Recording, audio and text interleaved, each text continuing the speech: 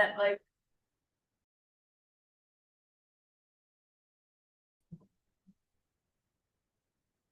Thanks.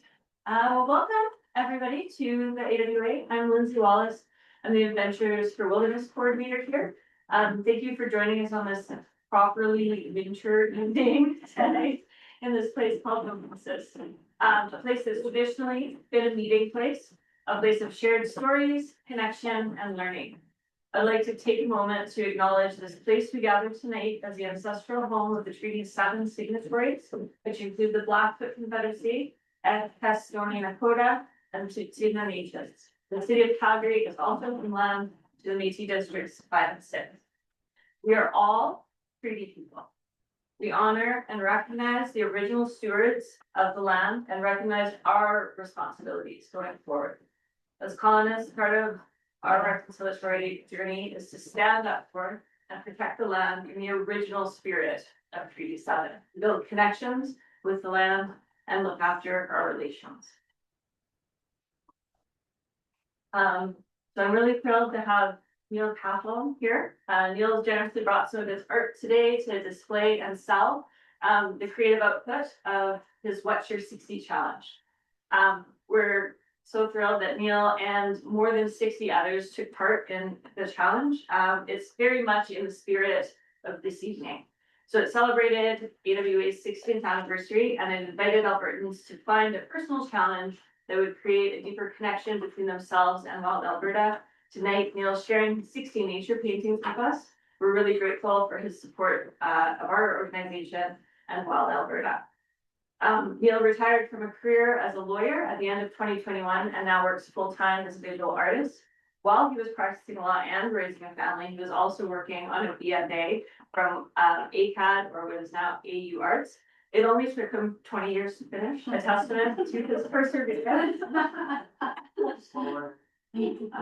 Neil owns a family cabin on Alberta's eastern slopes, where he takes much of his inspiration. He's learned a lot about the local environment over the last 25 years from talking to neighboring ranchers and fellow board members of the Livingston Landowners Group.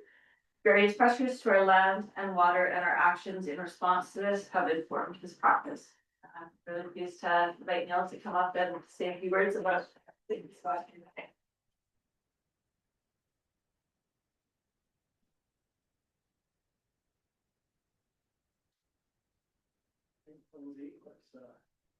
Covered most of what I had here, so people to moving. I wrote some remarks. I'll just go through a little bit about my background as an artist because it's part of the people seem to ask these kinds of these remarks are based actually a lot on what people have asked me. And so I've been a student of painting off and on since forever, really. But in 1996. I started a part-time BFA that, as Lindsay said, took me 20 years to obtain while working in private practice as a lawyer. Most of you know Clint Dawkin, who is on AWA's board, and he and I were nearly partners together working in the same firm, except I wasn't a partner and he was. While we now live near the university and by the pond that you see or you will see in many of these paintings, about a third of them, at the time of my 20-year art degree, we lived in 4 different houses on 11A Street, which is just 2 blocks east of here, as you know. Our family bought our little cabin in the Porcupine Hills, which is a location of about a third of the other of these paintings in 2002. Our youngest was 6 months old, the youngest 3. So it was a fabulous adventure. In 2005, some of us with places in the South Porcupines and ranches in the area formed the Livingston Landowners Group. Do you want to speak as loud as you possibly can? Oh, okay. It's just for the people online. Okay, all right. Sorry if we're shouting to people here. We're spitting worse. In 2005, some of us with places in the South Porcupines and ranches in the area formed the Livingston Landowners Group. Due to the Compton Petroleum proposing to drill 880 wells, some of you will know that, from Lundbrook to Waldron Grazing Co-op north boundary. Sid Marty pictured here On the wall, Bruce Mowat, a few others, founded the LLG, and I've been an active director of LLG since. Kevin, who's, probably you know, was a board member of LLG as well. So there in that being about, thus began the idea of painting that could have some influence somehow on defending the environment. By now that has been on my mind for at least 20 years. In 1996, when, as I say, I began my BFA, there were courses at the art college teaching the observational method, certainly for drawing, but also for painting in oils. Chris Cran was my main teacher. This, he taught, is placing color on the support equal to what you see, where you see it. Color operates relatively, thus it is advisable to build the painting up and see what's lacking or incorrect and address it. Sometimes I still do that build-up method, sometimes not. Mainly though, I go out probably with the dogs and I look for combinations such as a winter dogwood, orange branches against distant blue-gray river valley trees maybe. Later I go back to that site and try to paint it. And because the right orange elevates the right blue and vice versa, I may modify the orange and the blue, or I should try to. Accuracy is only a possible byproduct of making a good painting, but it's hard not to seek it, human nature. Accuracy is a set of instructions one can follow to achieve an acceptable result.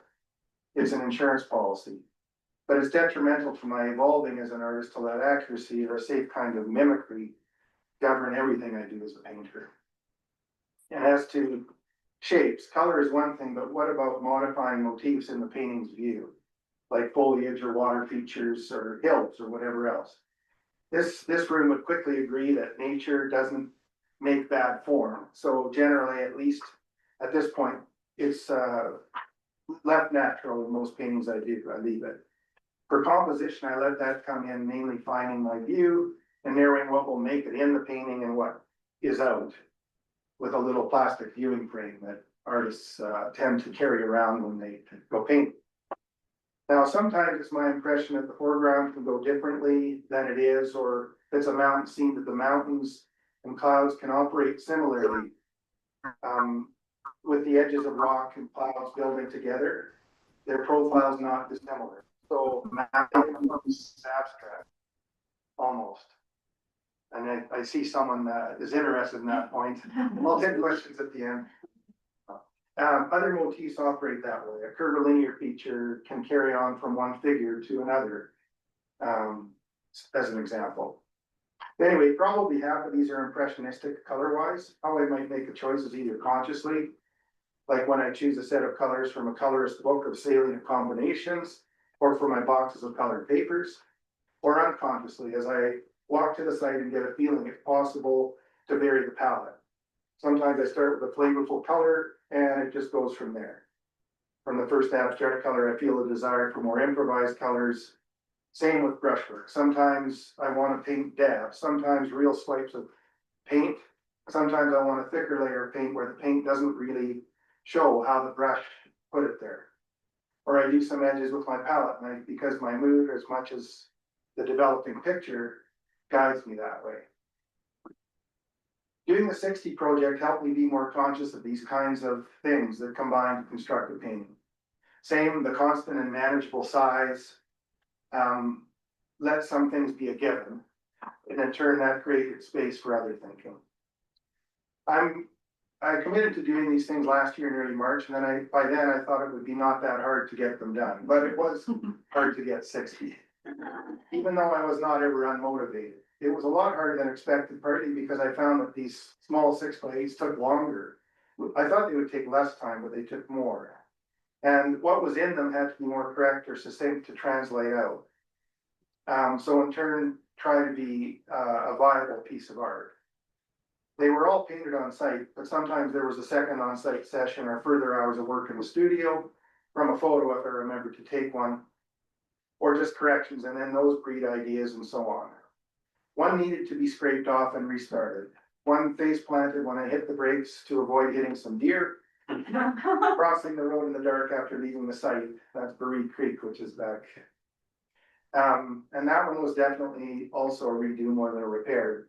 but it needed work anyway. So that's a summary of my 60 paintings. The larger ones are different. They are from photos and essentially reproduce a scene taken by the photographer. The orange Blairmore is from a photo by David McIntyre. Some of you will know him. It's about the old underground mines at Grassy Mountain, which sporadically in the spring burn orange iron oxide into the Blairmore Creek, which flows into the beautifully green crow's nest. So makes a beautiful photo in terms of color and composition, but a very ugly ecological situation. The whitish deer is added in from another photo I took. And that one is called Coal Dust Cloud. My friend that I mentioned, a rancher, Bruce Mowat, was driving west towards Crow's Nest Pass and stopped and took the photo without the horses. It was the evening after day one of the Northback hearing for its exploration program, the limited participants, as they like to call us, right, Kennedy? In December 2024, I think. He showed it to Mandy Olsgaard the next day at the hearings, his photo, and she advised that the orange cloud was a coal dust cloud heading east from Elk Valley, or thought it was. So the horses are added, as I mentioned, and that sums up these larger ones, as I say, kind of an ugly ecological situation and presented as a composition with color that might otherwise be enjoyable to a viewer. Anyway, like you, I'm really excited to hear Kevin's remarks. Kevin, I really enjoyed your new book. Either I was learning while marveling at what you were working on, what you were doing, or what you were learning yourself. Or I was enjoying your observations and conclusions while reflecting on them. This while having the benefit of knowing a bit about those concerning things that happen in your life that influenced or enlightened your thinkings about the environment and our troubled human relationship with nature. Your book will be inspiring to my art practice. I'm really honored to be here with you as a part of this. And I want to just thank AWA folks. Deb, thank you very much. It's wonderful to work with you. Where did you go? There. Oh. Now on several things and to get to be friends. And your support means a heck of a lot. And thanks to Jill and to Lindsay and to Sarah, for your support and this opportunity to show my paintings. Thanks especially for all the layers of media. You referenced my work in the Wild Lands Advocate, the 60 for 60 Progress website pages, IG posts. It's been very, very generous. And I want to thank my family. I have a couple of them here, especially my middle daughter, Sonia, who isn't here, lives in Europe, who did my poster and invites for this show and the thing we had at the home before, and who built my website for well over a year while letting me help. And for getting me out of the dumps when the thing drove me crazy. Thank you to Nyla, who is here and helped out with an earlier showing of these paintings. She was my gallerist.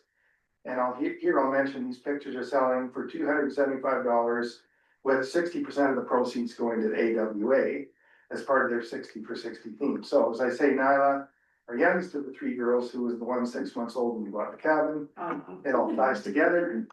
With now our 23-year-old gallerist at our home event, where we sold over 20 of them. So there'll be a nice check for AWA, I hope. If I can collect. I haven't told you the second part of your job. And she helped in other ways, including helping me hang this show here yesterday. So thanks for all that, thanks for being here. Thanks finally to my wife Iris and support as always. And thanks for telling me that yes, doing this 60 for 60 would be a great thing to do. And for firmly suggesting they should all be the same size. Which turned out to be right as usual. So thanks for putting our home event together so beautifully. And for being here tonight. And with Kevin coming up, I'll just add thanks to everyone here for hearing me. For those who have a chance to take a look at the paintings, I hope you enjoy the work.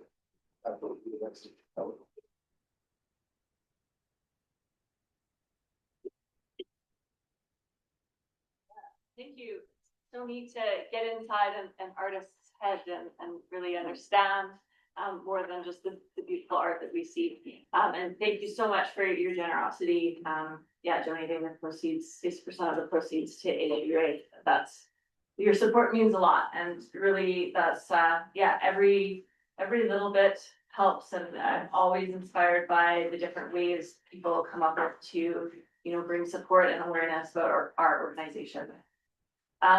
So next, I'm so thrilled to have Kevin back in our little house. He's been here often.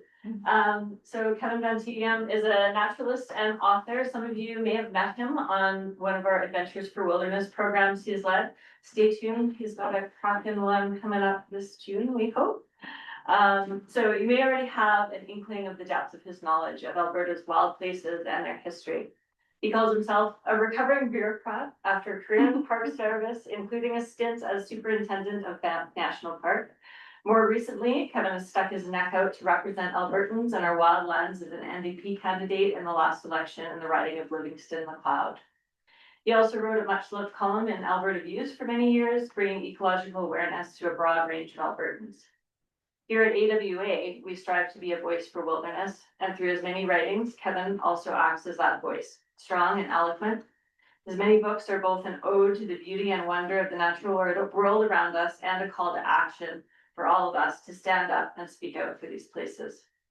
His newest book, Understory, is a more personal journey to find connection with our wild relations.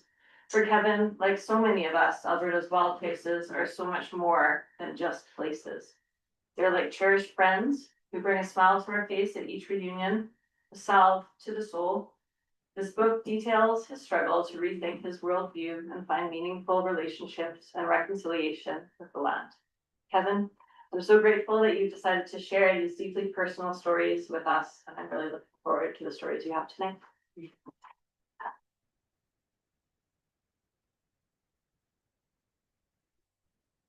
Thank you, Lindsay. And thanks to the AWA for being the AWA, because Alberta is blessed to have an organization like this, and has been blessed to have this organization for 1.5 centuries. So it's a real honor to be speaking to you guys tonight. And this just goes to show that when the going gets tough to get going, because you all came out in spite of the weather. So thanks for having me here. I sometimes sort of ad lib, and that can get me in trouble. And sometimes I write notes. So I'm working through notes tonight. And I'm going to start with actually something that I didn't write. Some of you may or may not know of Dr. Stacey Patton. She's from Howard University in the United States. And she's a Black scholar who's very focused on the Black experience in American culture. And she was invited recently to join a group to talk about, does history repeat itself? And I was struck by what she had to say about it. So I thought I would start the talk with a little quote from Dr. Patton. I start with how political life is built long before political participation, in childhood, in culture, in what people are trained to feel is normal, before they even learn how to argue about it. Another big difference is how I treat culture. Most work treats culture as reflection and as something that mirrors power. I treat culture as training and as something that installs power. Art, media, stories, images, rituals don't just describe the world, they teach people how to live in it and what to accept inside of it. That shifts the conversation away from the comforting story that democracy fails because people forget history or don't know enough facts. The harder truth is that repetition often isn't failure, it's success. It's what happens when societies are very good at teaching each generation what to tolerate, who belongs, and who doesn't. And I would add, and what matters.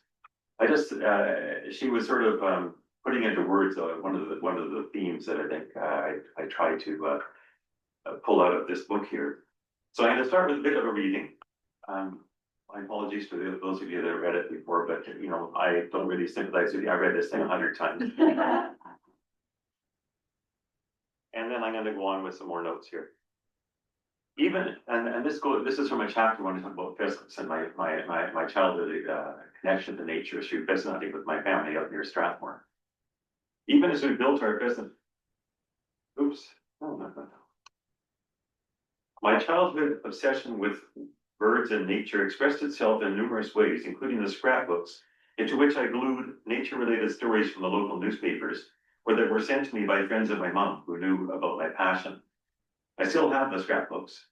One has the dried up claws of a pheasant, a partridge, and a mallard that I salvaged from our hunts. It doesn't say that I salvaged from my hunts. My editor made me take all of that. So The news clippings from 1967 include several describing the growing consternation of fishing game clubs and farmers as the piers got hit with an exceptionally severe winter. The snow grew deep and drifted.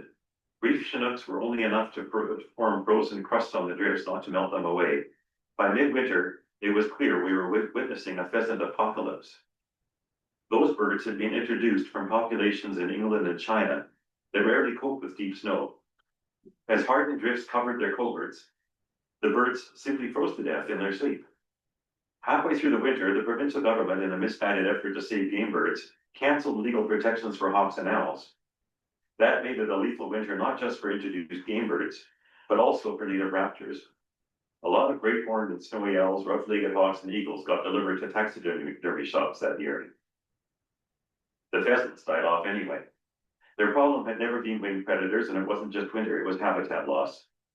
Although subsequent winters were less severe, the decline continued. If the native prairie fauna had mostly vanished by the time I was old enough to tag along on Dad's hunts, by the time I was old enough to carry my own shotgun, those upland riparian habitats and mixed farm fields and their new communities of more exotic species were fading into history too. They lasted just long enough for me to make them a part of myself and to grieve their loss.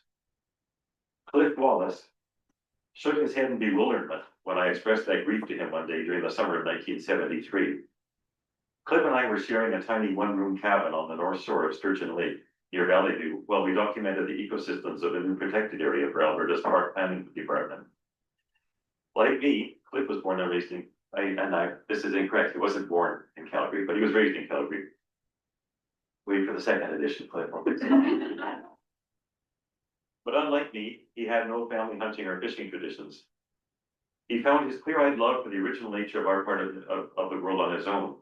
He could see nothing even remotely appealing in the sight of a quarter section of sweet stubble, or in the flush of introduced pheasants or partridges from a weedy drainage draw below an irrigation ditch. It's all trashed, he said. How can you be sentimental over a place that's been so abused? It's all crop monocultures, chemicals, non-native plants, and eroding soil. Pheasants don't even belong here. I had no ready answer. There was no way I could refute what he was saying. It was one of those questions I chose to avoid because I didn't want to face the implications of the answer. The implications were not just about the landscape and its wildlife, after all. They were about my very sense of who I was. But he'd asked it, and it stayed with me like a scab that kept wanting to be scratched. If what I loved was the product of abuse, then who was I?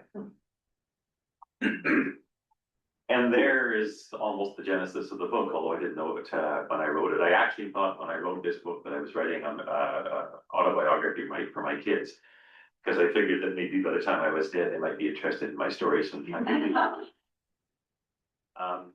But it evolved as I realized that I had lived a life that was in context, and the context was many of the conservation issues that had unfolded in the province of Alberta for my lifetime. And I started wondering, how do I deal with this conundrum that I actually like a lot of things that are kind of broken, and I actually grieve a lot of things that don't exist. And I'm coming to the end of a lifetime, so what was that all about? Is there anything I learned, or is there any meaning I could extract from all of that? So really what Understory is not an autobiography, as it turns out. It's a curated life story, because life is a series of stories. Every one of us in this room has stories. Every one of us has things we like to reflect on, things that we wish we didn't have to remember, but they're all stories. Stories teach.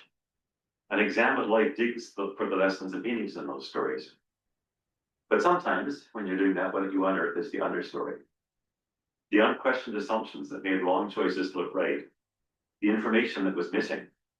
The blind spots and prejudices that clouded your vision in the moment. The things you should have noticed and the things you didn't know.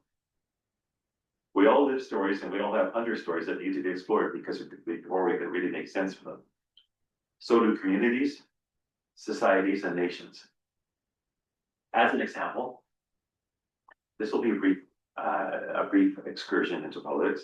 As an example, the USA has always told a story about itself as a place of harbor for immigrants and a shining model of democracy, a nation of laws with checks and balances. We're seeing the understory emerge, and it doesn't look like that at all. There's nothing new here. It was there all along. They just preferred the nice sounding story that sat above the understory. But without that understory, you can't really understand who they are or what their potential is. Canada has always told a story about mutual respect and shared values with the US. We're having to confront new realities today, ones that were hidden in plain sight in the understory. But rather than go too deep into the politics of the day, because those are making us all crazy every day, I want to focus on our home place and our conservation dilemmas. Years ago, I took a management training course. I've told this story before. My apologies for being my talks, but it had an impact on me. And the instructor at the facilitator in the workshop, her line was that an organization is simply a bundle of conversations, and that a job of a manager is to make sure that organization is having the right conversations. I really like that because it made so much sense in terms of where I saw things go off the rails, where I saw things working well. It all comes back to the conversations we have with each other, or the stories that we tell to each other. But it's more than just organizations that are like that. A culture is too. The culture that we live in is too. Those conversations shape the landscape of possibility. That's why we need to get them right. That's why we need to pay better attention to our stories, the stories we tell and the stories that we take for granted. There's a widely accepted story about Indigenous people, for example. It says that they surrendered their land to the Europeans who came here as colonists. Another story that too many tell themselves, I heard this when I was a kid more than once, consciously or unconsciously, is that Indigenous people are primitive or lesser than those of us who came from overseas, and they're prone to alcoholism because of some sort of genetic weakness. I remember hearing that. I believed it. I was a kid. I was listening to stories. Both stories are wrong. Historical accounts show that the treaty commissioners never talked about land surrender because they knew it was a deal killer. It was in the written treaties, but they never mentioned it. Instead, they allowed the First Nations leaders to believe that they were entering into a peace treaty to share the land in ways that would deliver mutual benefits. There are two treaties. The written one that the treaty commissioners took back with them, and the remembered oral one that stayed with the First Nations. The dominant story has become the one based on written English. That story has enabled a lot of harm and created an immense challenge in this era of truth and reconciliation. Failing to respect the other story has cost us all. And far from being inferior, in many ways, First Nations people were superior in their way of knowing things and the honor they attached to relationships. They had things to teach the newcomers about living with each other and about living in this landscape. But those newcomers were smug in their belief in their own superiority. The results have been disastrous for almost everyone and almost everything. The drunk Indian stereotype is a product of trauma, not of inferiority. The now dominant society's failure to respect our fellow treaty people as equals and as teachers has done harm not just to them, but to us and to the environment we profess to care about. As an example, we could have learned to see the world and understand ourselves in ways that might have dramatically changed some of the decisions that have cost so much in terms of diminished biodiversity, habitat loss, and climate disruption. I'm talking outside the book, but it's in the book and it comes out in various ways there. So maybe I'm writing yet another bloody conclusion. More conclusions for this book. Ended up with 2. And here's a fifth. Western culture sees everything as the other. Both our rationalistic science tradition and our Judeo-Christian religious traditions put humans apart from the rest of the world. We see the individual person as interacting with a world that exists outside of and separate from us, not as being part of who we actually are. We think of other beings as our resources, not as our relatives. But from friends and from readings and from learnings, I've learned that Niitsitapi and other indigenous cultures see the world as a web of relationships through which we find our real identities. We don't exist separate from other beings. Our existence is defined by our relationships with them. English and French are noun-based languages that other things by default, by objectifying them. Blackfoot and most other indigenous languages are verb-based languages that integrate things by subjectifying them. I write in English, but as an ecologist, I think in terms of relationships. And the losses that confound me seem to arise from the fact that most of us don't. So that's the writing challenge. using a language hardwired to objectify nature to help reunite us with it, knowing that I and my readers all think in Western minds and writing through grief. That's where Understory ends up coming from, something that I certainly didn't understand until I finished writing it. So I've just got another short reading here that sort of says the same thing in a different way. And I know that maybe some of you want to talk about something entirely different from the book, and that's why we have a question period discussion. We lived in Waterton. This would have been in the decades are running together, 1990s. When we lived in Waterton, our children's teacher, Lisa Lenz, used to take her students to the Story Tree, a wind-gnarled poplar at the edge of Waterton Lake, where they could look across at the mountain and now try to know as Sakyamati, but that the maps call Mount Vimy. Vimy is in France. Sakyamati has always been here. While she read them stories, they felt God's breath on their faces, although they didn't know that's what it was. That's a reference to something early in the chapter.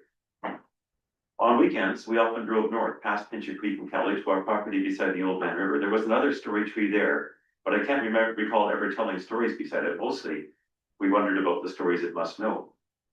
We came to know that old female poplar as the goose tree, because one year a pair of geese nested in the broken off top. Actually, I still remember the heart attack I almost had when they first time we flushed them out of there. Yeah. We might as easily have called her the raccoon tree, the owl tree, or the yellow-bellied marmot tree after its later residence, but the geese got there first.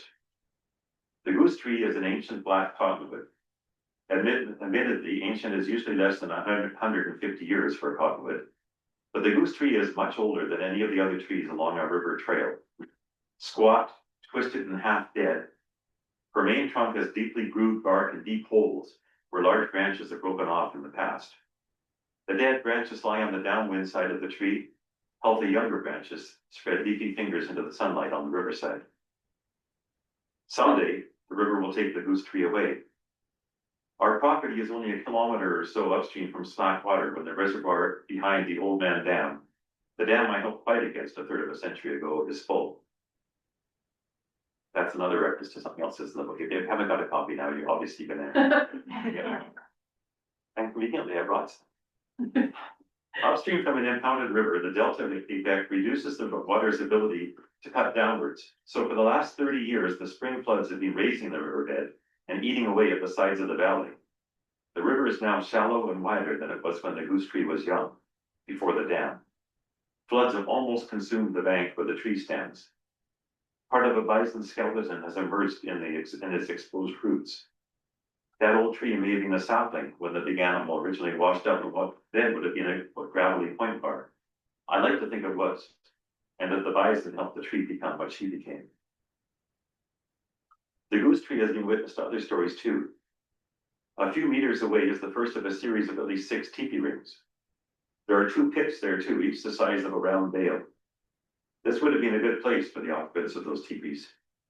Sheltered from the wind, proximity to the river for water, and cliffs and coulees nearby that were almost certainly used for bison hunting. Only 3 kilometers downstream are several piles of rounded stones high on a bluff overlooking the reservoir. They appear most likely to have marked drive lanes for bison hunts. The goose tree wouldn't have witnessed those hunts, of course. Nor likely was she alive when the pits were in use. But those teepee rings? Perhaps. The smoke from cooking fires and the sound of singing almost certainly wafted through her tree leaves when she was young. The old trail from the South Porcupine Hills fords the river beside the goose tree.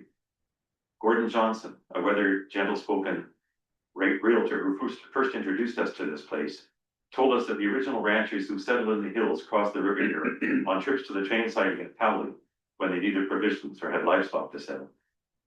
The goose tree would certainly have witnessed those trips, just as she has felt the vibration of her family's footsteps on countless hundreds of walks along the river trail. She's known every spring flood for the last century and a half, including the big ones in 1995, 1997, 2005, and 2013, that washed out so many of her kindred and brought new silt and seeds from upstream to change the character of her surroundings. She's known and survived droughts like the one in 1984 that sealed the fate of the downstream river by triggering the announcement of the Three Rivers Dam. earlier drought in the mid-20th century was so severe that the Waldron Ranch, 20 kilometers upstream, was unable to buy Alberta hay for winter cattle feed. The ranch managers arranged to have hay shipped in by rail from Manitoba. They didn't know that the imported hay, oh, there's another one of those vats. They didn't know the imported hay was full of leafy spurge, an exotic weed from Europe that is nearly impossible to eradicate. By the time we bought our property in 1993, spurge from that disastrous introduction had spread all down the Old Man River, well beyond Lethbridge and Medicine Hat. I wonder if the old tree sensed the difference in the soil once leafy spurge arrived, with its milky sap and deep root systems.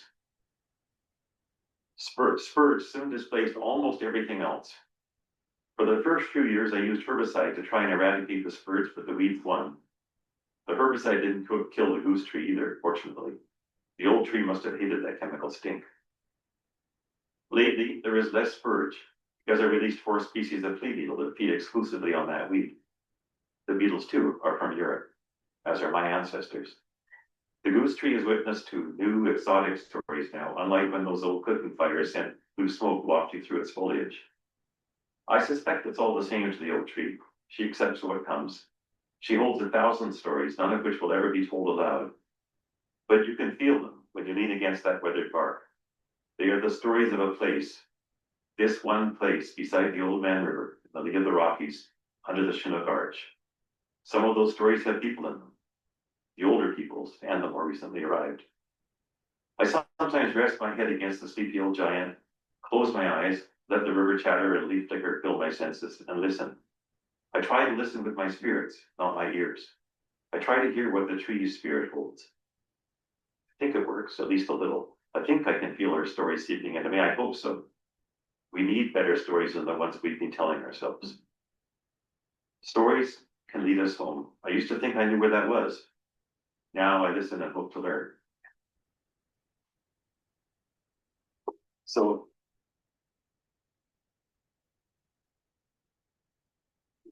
and I think that's the note I end on. I could go on for hours of, trying to explain this book, but it basically it does what it's now it's set out for the world to do, and I'm still trying to figure it out. So thank you very much. But if there's questions or discussion or comments or debates or arguments, this is what this part of the evening's for. Some of them might be directed at Neil, I suspect, too. If you want to come up, we can field the questions together. Sure. Here's another question. Kevin, can you talk a bit about, is it Professor Cadver that talks about of nouns as a kind of a moving thing or in the way of what they do? You make a reference in your book to this, I think she teaches at UBC. And she talks about a bear as a searcher, that in the language of the Cree, I think from US where she is. Yeah, I do touch on that in a different way here when I cite Robin Wall Kimmerer from her book that probably a lot of people have read here, the Braiding Sweetgrass. Yeah. And she tells this wonderful story about trying to because she has come back to her culture, trying to figure it out. Like so many young people now are trying to do they are indigenous, but they were never raised that way, so they have to figure out stuff that we're trying to figure out too. But anyway, she was trying to figure out why her language didn't have nouns. It had infinitives, like a hill was being a hill. A flower isn't a flower. A flower is being a flower. That was her words. The Ojibwe words are infinitives, it forces you to interact with these things differently when you don't see them as objects. If it's a tree, it's there. I'm here. I'm observing it. If it's a landscape, it's scenery. I'm looking at it. It's there. But if it's a landscape being land, if it's a tree being a tree, that invites you to understand what is in what it is that makes it be a tree, what it is that makes that landscape function, and it changes your relationship both with it and then ultimately with yourself, because you're no longer so big, and suddenly it's much huger.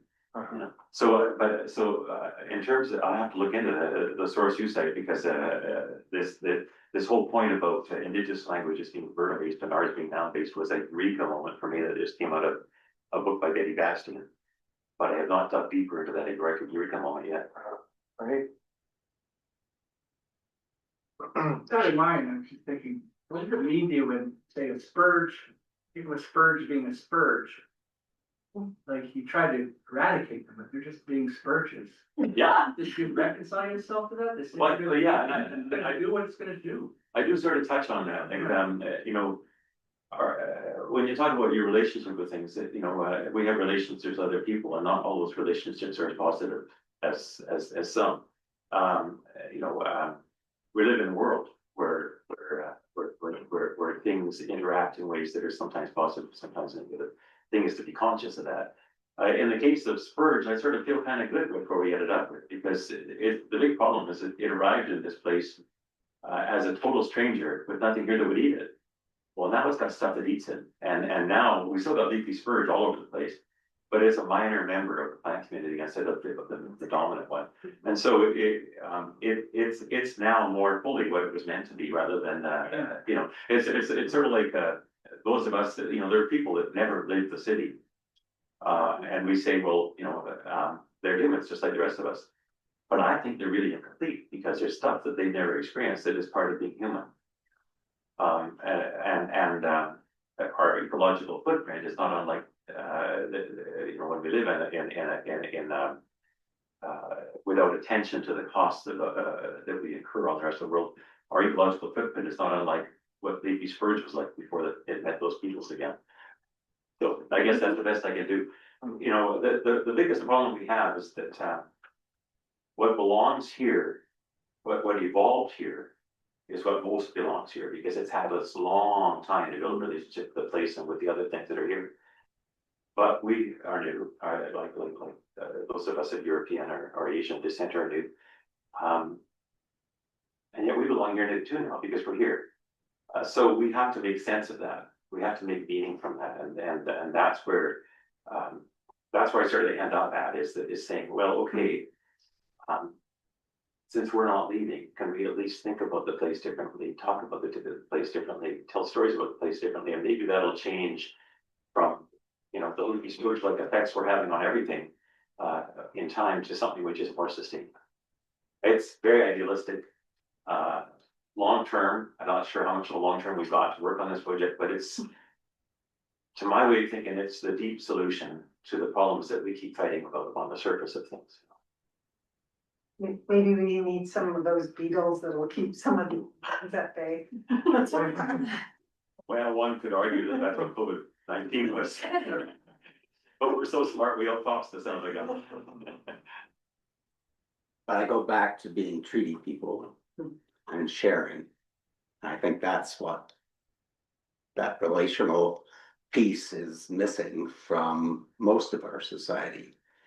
There's this need to silo things that are ours, but not theirs, that other thing, right? And I think we need, just to think more about the sharing, and maybe the species will start to share. But I don't know if we have enough time for some of that experiment, because we've got invasive annual brooms, and so you may need to have interventions. So how do you be a grassland? How do you be a grassland? What's being grassland? Well, and as most people are even conscious of what grassland is, we just see it as grass. Right. You know, that's the thing. Like, oh, so we're so deep proffered in understanding in so many ways. And that's why it goes back to that point that maybe the wrong people are the residentials, but we had a lot to learn that we didn't bother learning, and we can think, you know, about the consequences, right? So yeah, you said something earlier. I was gonna rip off of there, but I lost it. Question for Neil. So this project, this 60 piece project, well, you ended up doing 61, but this 60, what did you gain most out of this particular project? You know, I'd say for me, I mean, it's obviously that was your question for me. I've been working in a lot of different media And my ACAD major was sculpture, so I do objects. So I have that, and I do acrylic paintings, and I do a lot of abstract painting too, both oil and acrylic, and different size and shape of plein air painting. I think the best thing for me, or one of the main things that came out of it for me, was just to, and I really, haven't reflected yet enough, and I'm learning from showing work more about what benefits or changes it might have brought to my practice, but it certainly brought me more aware of the power of focusing on something. And it's been a personal challenge of mine. I can't, I have the luxury of doing kind of what I want in art. I don't have representation. I don't have clients that want more of anything. So there's no real, system. So now I sort of can reflect on the benefits of focusing on something. It's still, there's a big range in these little paintings, but that's probably the thing that I didn't expect.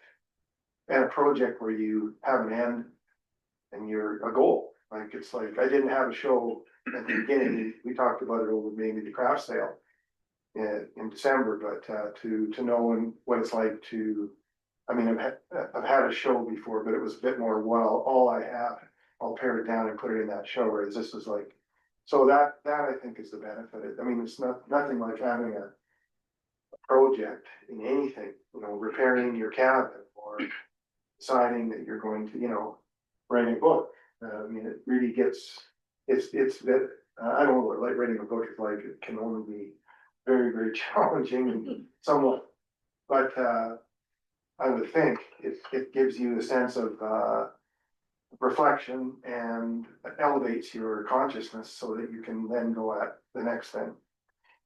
I'll tell you, Neil, I sort of think we're telling this, we're both here with the same message, because I look at that, I look at your paintings, and I see an artist's relationship with his place. And then I also see, because now you bring them out here, it's also storytelling, because now you put it out in front of people, and you curated your experience through your art to say, this is what this experience gave me. So, and offer to others. So, I mean, like, there are many ways into unothering the world. I think you're a part of that. So, thanks. Yeah. Maybe if you want to start, maybe riffing off that, what would be your invitation, folks here, for how they might start unothering themselves? Well, it's hard to say, because I take pictures too, and I think it's going out without taking pictures is one way of doing it. This way, when you take pictures, you're separating yourself from the experience and turning it into something that's inside your phone, right, or your camera. But no, taking pictures is not unlike choosing what to paint. It's an act of relations, it's an act of love. You're saying, this is beautiful. I want to take a piece of it home with me, right? I found that the thing that was most powerful for me was to get out into nature and to practice doing what Robin Wall Kimmerer encouraged me to do, which is to see everything, interact with everything, not as an object, but to take the moment, to take the time to sense it being who it is, to ask myself what that means.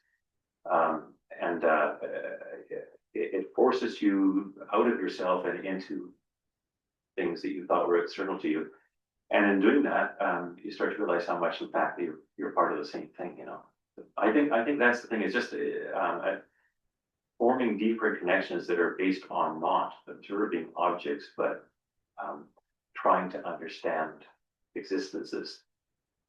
Why is it the way it does? What is it? What is it? I play a lot with my Catholic background here with the Genesis story and things like that. One of the things that now I lost where I was going with that, but the idea that we are the crown of creation, that sort of thing, is that, we have this myth that the world existed to put humans up. Evolution, the Big Bang, everything was here to put us here. Well, everything that is here on this planet at this moment in time is the purpose of creation, because it's all here. So it probably behooves us, if we're such a special creature, we have brains and imaginations, to pay attention, because those other things have in the way, their ways of being, have answers to the bigger questions about who we are and where we are and what this is all about. The old man dam, they built that dam, right? And several of us were quite involved in the effort to stop it, and it got built. And it got built for good reasons, and arguably, and it did some good, social good, because it allowed them to divvy up water and send it out to do other stuff than what the river had in mind. But what troubles me now, in reflection on this book, is why it wasn't a heartbreaking decision for the people that did it. When you do something like that, it should be the hardest thing you could possibly do. When you think of all the relationships that you are sacrificing, fine. Sometimes there's a sort of a necessary evil. Sometimes we gotta put our needs ahead of our relations needs. But geez, it should break our hearts to do that, or at least should be hard. And what bothers me is if it's not hard to make those sorts of decisions, then obviously we've got a problem with how we interact with the world, with how we think about the world, and how we think about ourselves. How can we separate ourselves from all? I don't know. I go off on tangents here, but I would say that would be my answer to your question: is get out there and put yourself into the other beings with which you're communing, and try and experience the world the way that they're experiencing the world in your imagination or whatever. It humbles and it lifts us at the same time when we're able to do that. I'm a much happier guy than I expected to be at this stage of my life, partly because of that. Yeah, Kevin, I just want to ask kind of about protected areas and management. I mean, that was something notable in your career, that you were in a position where there was really important stewardship decisions, but also decisions about people want to be in iconic areas, and there's a very difficult choices about not loving a place to death. So I guess my question is, what sort of if you're still pondering those questions these days, what do you find kind of hopeful, and what like that we could learn and keep doing, or what do you find we should really think about in terms of stewarding well-loved places, without loving them to death? I think that I explore. Have you read this? No, No, I because will pick up a copy. There's actually a whole chapter that deals with the conundrum of conservation, as I put it. That protected places are so necessary, and yet in so many ways they're part of the problem because of what they enable us to rationalize. But I guess what gives me hope in that regard is the fact that we keep on finding ways to protect places. It blows my mind that in the 21st century, when there's so many land title deeds and there's so many greedy corporations, and then there's so many lawyers. Which one was greedy? Oh, yeah. Somebody excluded. That we are still able to find opportunities to protect nature or to restore nature. The Buffalo Treaty is an example of who saw that one coming. But now we have this treaty with the signatories are pretty much every First Nation in Western North America. The first multi-indigenous treaty in well over a century and a half. And what it's all about is about restoring bison to the world, putting them back into the places where they belong as opportunities arise, and then to create opportunities to make it even more possible. So where did that come from at this time in history? The protection of the whaleback, that blew my mind. It was under the real Klein government. He wasn't into protecting things. And yeah, we had got the Bug Creek well and the Black Creek Heritage Rangeland with that. And it was all around the fact that we, for all of our flawed relationships with the world, we love the heck out of this place, and we mobilized around it. And probably the best example is the recent example is the coal fight. You know, and I've told this story before. I went to a barbecue up in the lee of the Livingston Range to celebrate a win on the coal thing. Well, it felt like more of a win at the time. We have to keep winning until we really win. But you know, I looked around the barbecue, and here was like ranchers flipping burgers. There was First Nations women with their kids running around. There was these awkward-looking young men with clothing I didn't recognize from the city, who were looking nervously across the fence at these cows as if they'd never seen one before. There was fishermen. There was movie crew people. I looked at that. I thought none of these people had ever met each other until they united to fight the coal issue and save the mountains and save the water. So that's pretty cool. We could do that again, or we could build off of that. So there is a lot of hope, but hope is something that we create, and fortunately we're surrounded with people that love the place enough that they keep creating opportunities for us to build more possibilities. I talk about the landscape of possibilities. The coal fight changed my sense of the landscape of possibilities. I think we could protect the eastern slopes.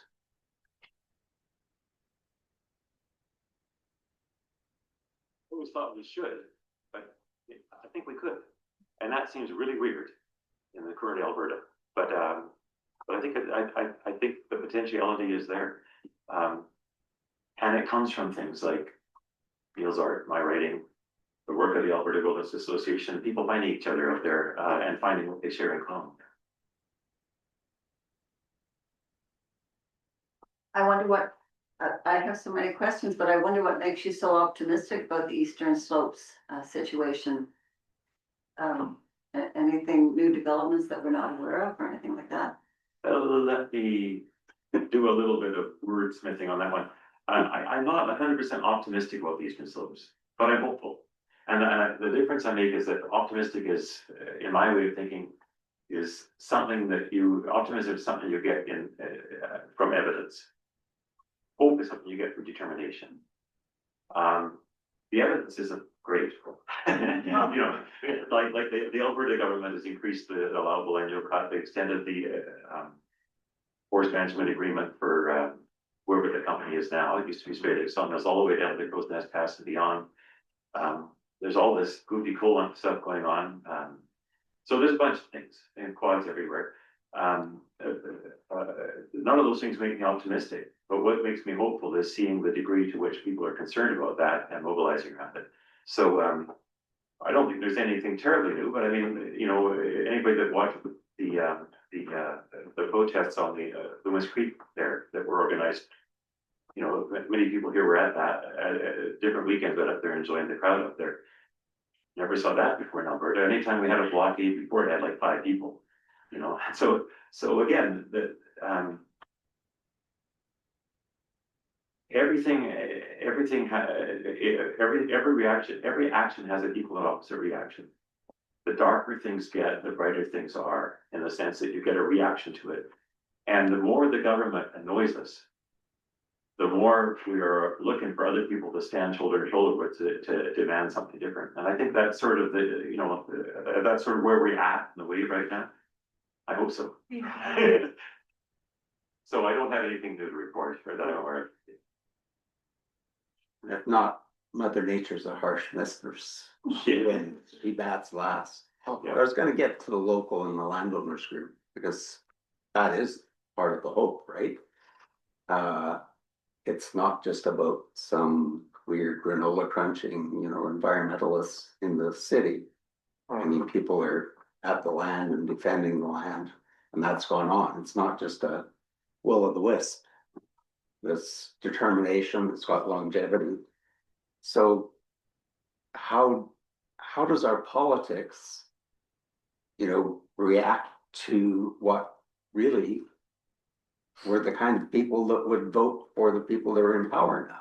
Like that, there's always this collision, it seems to me, between true conservatism, looking after things, being careful about what you're doing.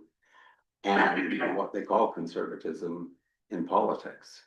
And how do people vote conservative still that are trying to do this work and being thwarted? So it's like, it's a collision of, you know. Well, it comes back to stories, right? Like, I mean, we have a story in this province that we are a conservative province. And, you know, excuse me for, you brought up politics, so I'm out of that business now, but we're all in the business all the time. You know, the current government, the United Conservative Party, is not a conservative party. You know, those of us that are old remember conservative parties and conservative politicians. Like we don't have a Lockheed government, for instance. And so, but these are the stories that we're prepared to tell ourselves, and we aren't looking at the understory. You know, the understory of the UCP is separatism, right? So how do we get around that? Well, again, I think it's in the stories, you know, if there's any newspapers that aren't owned by American hedge funds, maybe the editorialists can help us out by pointing out the obvious. But the stories we tell each other, I don't know. It's a hard one. Like some of my good friends, the biggest landowners, I know they didn't vote for them because they're conservatives and they thought we were voting conservative. You know, and there's some of my good friends, and I think very highly of them because they're great conservationists. So it's a funny province we live in. I don't get it. But I guess it's pandemic. I don't have an answer for you. We just have to keep working on that. Well, I thought you guys might though, but is there a change coming? Well, I think so. And again, remember I talked about relationships. I talked about the coal story. Well, that's a new set of relationships. And you know, I used to dump on ranchers all the time. Like 30 years ago, I wrote a horrible essay that got me into so much trouble there. trying to bury the book. Actually, it was really good essay, but it was too good. It was too. Anyway, you know the book. And that was because I didn't know any of them. You know, and I think that's what a lot of us have. We stereotype others, we other people. But once we've spent time with them, now we've got a relationship, and now we've become part of them, and they become part of us. You know, so I think it's all around saying, you know, can we learn from the myths of Taffy? You know, like, you know. Just as a preface, AWA is nonpartisan, so I want that on the record. No, we work with everybody. That's my point. I'm not your fault. I'm still here. But maybe Neil has, you know, is a newer comer to that. Well, and the truth is, I ran for the NDP, but a lot of my values are kind of conservative. So you know, we have what we have. You know. Yeah, I think we have to, you know, let a little. So in like Kevin's saying, let some of the so-called conservative, the UCP group become part of their own undoing. You know, I think we're seeing another petition to be more Albertan than, you know, it's a conservative group. I think Brett Hall company are behind it, and they want you to sign a petition saying, be a proud Albertan. And so they're obviously acting against the UCP base, and we're seeing some of that fracturing going on. And I mean, yeah, sure, practicing as a lawyer, I don't mind being slammed because it's an interesting. I love to be with a foot in two different ponds.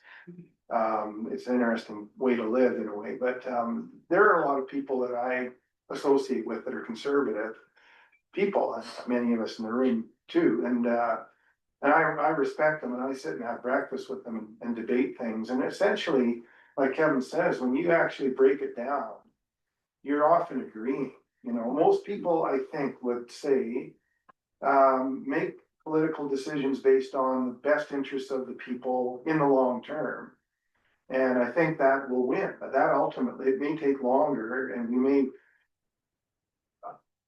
To the eastern slopes, and I'm part of the Core Land petition group too, and it's not impossible that the government decides they have to get behind that parade, right? They will get behind a parade if it's votes. That's all they care about. So that one may be a niche issue that actually touches people in this room's hearts more than a lot of the other education, healthcare, all those things are gone wrong. But we may be able to get a a change on that, because it may become evident to the government that they're gonna lose votes if they don't, or they may be upset if they don't protect the eastern slopes, at least, you know, and they've done some steps. You know, we have to take our wins where we find them. They bought out with our tax dollars a lot of the potential, you know, damaging mines that three or four out of the 4 or 5. Yeah.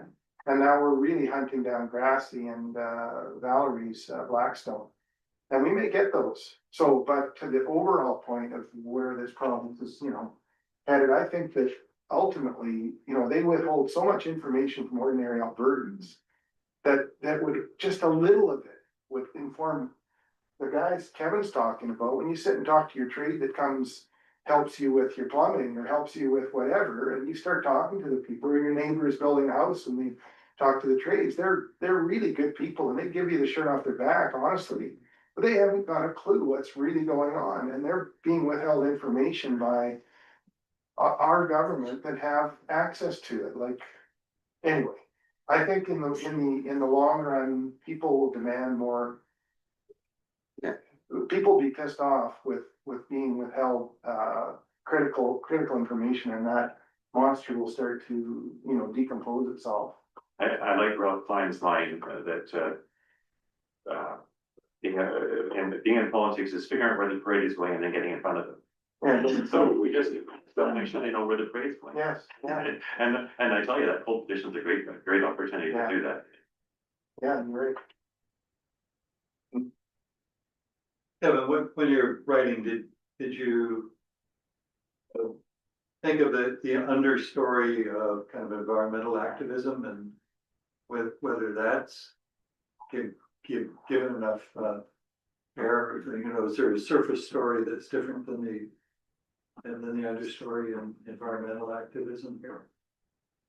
I'm mentally tipping pages. I don't really think I did much of that, you know, and there is an awful lot. There's books to be written, right? That's your next. We have war stories, right? And things that worked because of certain things that didn't work because of certain things. But no, I didn't. You know, I have to admit, I didn't know what this book was all about until I tried to write the conclusion. And then because I had to say, I got to the point where I thought, well, I got to finish this thing. You know, so I had to conclude it, and that's when the light started blinking, and I thought, holy crow! I just realized what I wrote. Now I got to go back and rewrite bits of it to make sure that it actually is consistent. But you know, I just think I could have dug deeper and made the book longer if I'd given myself another year and a half. But 4 years seemed like long enough. Are there any more questions? Two more. Sort of an art and your theme of understory. I'm also an artist. I'm Kathleen Morris with Slopes Studio Creative Resistance. They're across the city somewhere right now viewing the film from the Defenders. Right, yeah.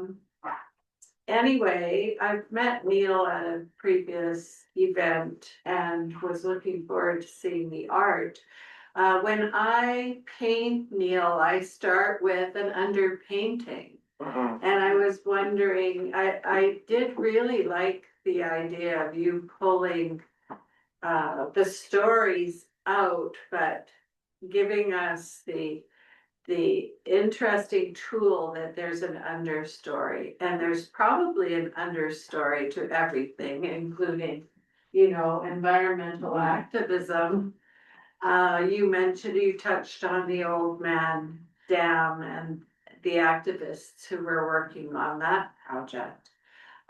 Did you want to talk about is underpainting something you do, Neil, in your process? Yeah, no, I appreciate the question. It's got me thinking about some other dots that connect, like, you know, as you say, getting into nature and suspending that requirement to, I mean, this is sort of evidence that against that. I want a painting out of it, right? So I'm busy I'm observing and I'm going slow enough that I'm being blown by the wind and weather is a bit a factor and I'm listening, but I think, the understory is to just see if you can, obtain a better subject for the picture than, and you don't see a lot of mountainscapes. I'm not going out to another beautiful mountainscape. I like the sunsets for the colors, but it's not about that. I just want a subject. But it may be the dots connect for me in terms of understory in a different way. That is, be more open to what the vibe is by it. First off, saying I don't even need a painting today. I've got my kit. I've got the time, but I don't have to come home with a painting, doing 60 and 6, the time. Except for the last one. There's a lot of tension in that. But no, I don't always do an underpaint. You do, and I did with these ones because you kind of had to map out where the photo is and get some general dark and light and all that going. And I do it in some of them, but mostly I like Kathleen to just go and my favorite is to hit a color pretty correctly or fabricate a color that responds like those two Douglas firs. I painted them before naturalistically, but I've seen them so many times. They're just remarkable how big and how close they are to each other that I thought, actually, I'm in the mood for that really cool yellow, lemon yellow that I have on a oil stick that I have to really work at to get any paint out of. And I'm gonna do orange and yellow and just try to express the way those trees are. They're so impressive and proud. And bring them out that way. So then I start doing orange. It's not an underpainting, it's the painting, and then I have to change it. It's a bit reckless, but it's fun. Like the goose tree.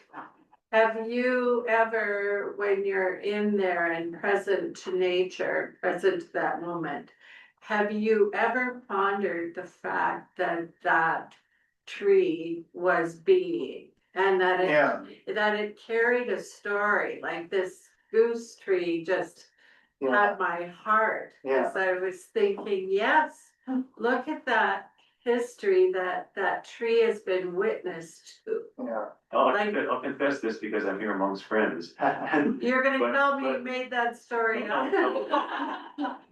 Every time I go down there now, I spend some time alone with the goose tree and I always do that. Like I close my eyes, I lean against the tree and I can feel the lump right here, the bark that I touch. And I just close my eyes and I'm with the tree for, a minute, 2 minutes, 3 minutes. And it's all a reflection that's coming into me from the tree. So, that tree and I have become very good friends. At least I've become good friends of it. I'm not sure how it's Stand off. There's always a new thing to learn. Like one of the things I learned down there, or like a new question to ponder, was when we think objectively, things have boundaries around. But when we see how things are being, the boundaries blur. Like the marmots are living in that tree right now. There's marmots wintering there right now.